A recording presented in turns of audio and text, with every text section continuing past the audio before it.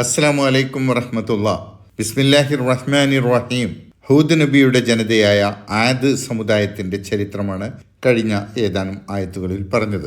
ഇനി സാലിഹ് നബിയുടെ ജനത സമൂദ് സമുദായത്തിന്റെ കഥയാണ് പറയുന്നത്. നോഹ് നബിക്ക് ശേഷം വന്ന പ്രവാചകനായിരുന്നു ഹൂദ് നബി എന്ന് പറഞ്ഞല്ലോ. അദ്ദേഹത്തിന് ശേഷം വന്ന പ്രവാചകനായിരുന്നു സാലിഹ് നബി. അദ്ദേഹത്തിന്റെ സമുദായമാണ് സമൂദ് എന്ന പേരിൽ അറിയപ്പെട്ടിരുന്നത്. ഹൂദ് നബിയുടെ സമുദായം പോലെ തന്നെ സ്വാലിഹ് നബിയുടെ സമുദായവും അറബികളായിരുന്നു. സമൂദ് ജനതയ്ക്ക് അള്ളാഹു ധാരാളം അനുഗ്രഹങ്ങൾ നൽകിയിരുന്നു. പാറകൾ തുരന്ന് വീടുണ്ടാക്കിയിരുന്നവരാണവർ. അവർ ജീവിച്ച ഗ്രാമത്തിന്റെ അടയാളങ്ങളും അവശിഷ്ടങ്ങളും സൗദി അറേബ്യയിലെ തബൂക്കിനടുത്ത് ഇപ്പോഴും കാണാം. ഇതിനു മുമ്പ് സൂറത്തുൽ ആറാഫിൽ ഇവരുടെ ചരിത്രം പറഞ്ഞത് നാം പഠിച്ചു കഴിഞ്ഞതാണ്. അള്ളാഹു അവർക്ക് ദൃഷ്ടാന്തമായി നൽകിയ അള്ളാഹുവിൻ്റെ ഒട്ടകത്തെ കൊന്നുകൊണ്ട് അവർ ധിക്കാരം പ്രവർത്തിച്ചു. ഒടുവിൽ അവർ അള്ളാഹുവിൻ്റെ ശിക്ഷയ്ക്ക് വിധേയരായി. സ്വാലിഹ് നബിയും അദ്ദേഹത്തോടൊപ്പം ഉണ്ടായിരുന്ന സത്യവിശ്വാസികളും മാത്രമാണ് ആ ശിക്ഷയിൽ നിന്ന് ഒഴിവാക്കപ്പെട്ടത്. എല്ലാ പ്രവാചകന്മാരെയും പോലെ സ്വാലിഹ് നബിയും അദ്ദേഹത്തിൻ്റെ ജനതയോട് ആദ്യമായി ഉത്ബോധിപ്പിച്ചത് ഏകനായ അള്ളാഹുവിന് മാത്രം ഇബാദത്ത് ചെയ്യുക എന്നത് തന്നെയാണ്.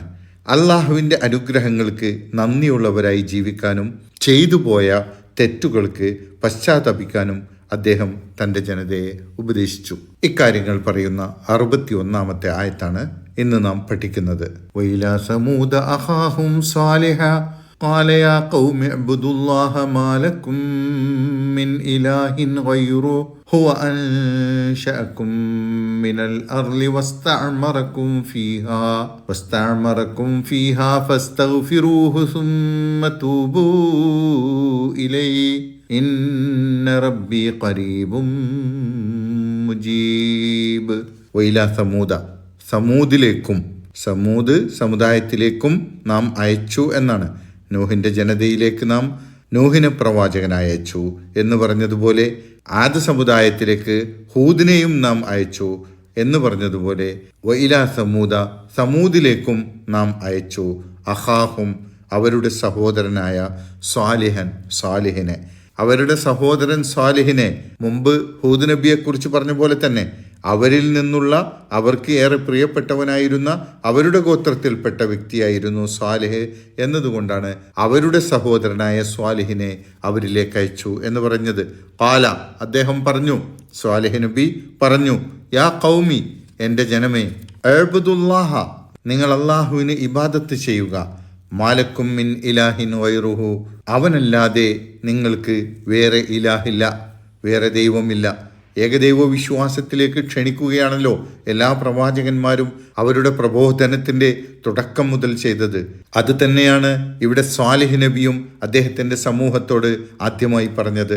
ഹുവ അൻശഅക്കും മിനൽ അർളി അവനാണ് നിങ്ങളെ ഭൂമിയിൽ നിന്നും ഉളവാക്കിയത്, ഭൂമിയിൽ നിങ്ങളെ ജനിപ്പിച്ചതവനാണ്.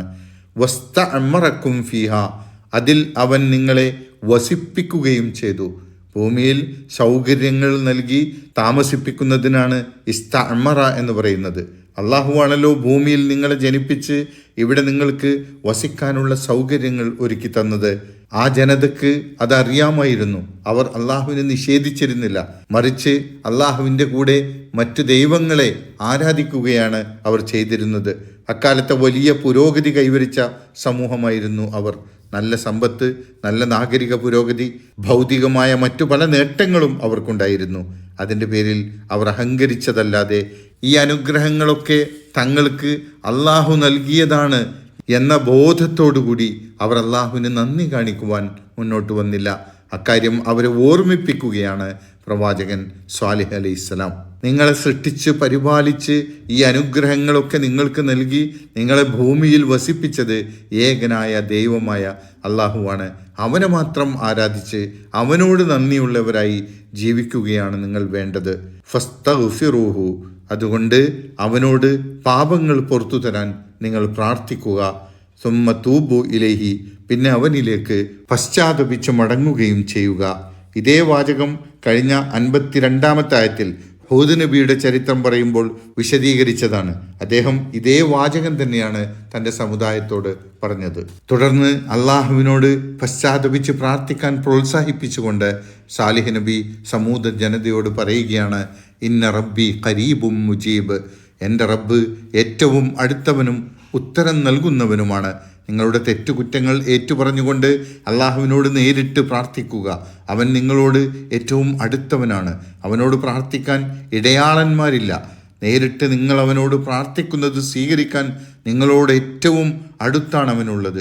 നിങ്ങളുടെ തൗബക്ക് ഉത്തരം നൽകുന്നവനാണ് അള്ളാഹു. സാലിഹ് നബിയുടെ ഈ ഉപദേശങ്ങളെ അവഗണിച്ചുകൊണ്ട് സമൂദ് ജനത പറയുന്ന മറുപടിയും അതിന് സാലിഹ് നബിയുടെ പ്രതികരണവുമാണ് അടുത്ത 2 ആയത്തുകളിൽ വരുന്നത്. ഇൻഷാ അള്ളാഹ് അത് നാളെ പഠിക്കാം. അള്ളാഹു സുബ്ഹാനഹു വ തആല നമ്മെ അനുഗ്രഹിക്കുമാറാകട്ടെ. അസ്സലാമു അലൈക്കും വറഹ്മത്തുള്ളാഹി വബറകാതുഹു.